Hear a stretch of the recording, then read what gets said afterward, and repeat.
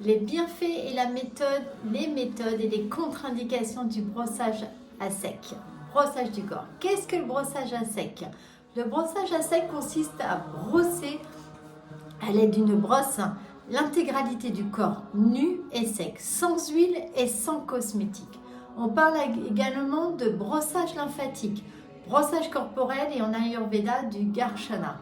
Si vous vous sentez lourde, de la cellulite qui devient un cauchemar, votre système immunitaire au ras des pâquerettes, intégrez dans votre quotidien ce rituel ayurvédique santé et beauté. Pourquoi faire un brossage à sec? Le brossage à sec exfolie la peau. Il nettoie la peau des impuretés, des cellules mortes, sans enlever la couche protectrice. La peau ainsi oxygénée devient plus douce, lisse et éclatante. Il stimule la circulation sanguine, allège les jambes lourdes et diminue la rétention d'eau.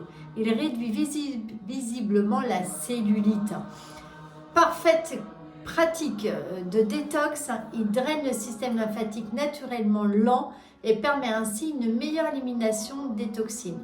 La lymphe évacue environ 75% des déchets des cellules, mais s'active seulement avec nos mouvements. Alors si vous restez toute la journée assis sur une chaise devant un ordinateur, pensez au bienfait d'avoir stimulé votre lymphe le matin. Comment et combien de temps un brossage à sec? À l'aide d'une brosse, réalisez des mouvements en partant des extrémités, c'est-à-dire des pieds, vers les mains, vers le cœur et les principaux ganglions lymphatiques, les aisselles, les plis des genoux, les coudes, le pli de l'aine, la nuque et au milieu de la poitrine.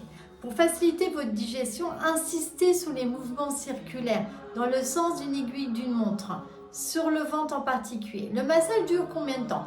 Entre 5 et 10 minutes selon votre temps. Votre peau rougira un peu, mais régulez votre pression en fonction des zones. Évitez de passer sur les lésions cutanées et les brûlures, évidemment. Pour les femmes, ne brossez pas les seins, massez autour, brossez autour. Quand faire un brossage à sec? Le mieux, vous réalisez le brossage à sec avant la douche. Idéalement le matin à jeun, mais le plus important est que vous intégrez une pratique régulière. Si après le petit déjeuner ou le soir, soit c'est mieux, alors tant mieux, c'est mieux que rien. Ensuite, les profils ayurvédiques. Les kappas, qui ont les personnes qui ont un déséquilibre kappa, pourront pratiquer le brossage à sec tous les jours. D'autant qu'il est préférable pour ce dosha d'éviter les massages huileux. La constitution pitta peuvent intégrer les massages, le brossage 3 à 4 fois par semaine. Les vata, quant à eux, ont la peau sèche et sensible, mais surtout sèche. Mieux vaut limiter cette pratique à 2 fois par semaine et privilégier les automassages à l'huile de sésame par exemple. Quelle brosse utiliser? Eh bien, moi j'utilise celle-ci, une brosse à des fibres naturelles, dures mais pas trop rêches. J'ai constaté que la plupart des brosses sur le marché sont en fibres naturelles de poils de porc. Moi j'ai une préférence pour une brosse en fibre de sisal. C'est une variété d'agave, je l'aime bien, elle est douce et très agréable, mais quand même ferme. Pour nettoyer votre brosse, passez-la sous l'eau avec un peu de produit et surtout laissez-la sécher à plat.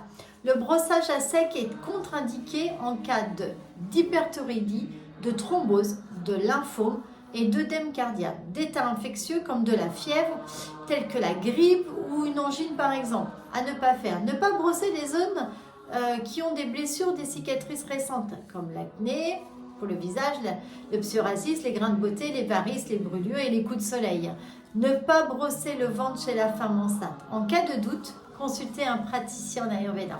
Voilà, je vous rajoute une petite routine à votre dinacharya du matin.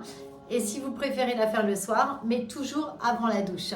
Allez, n'oubliez pas, soyez acteur de votre santé et passez au brossage de votre corps. À très vite.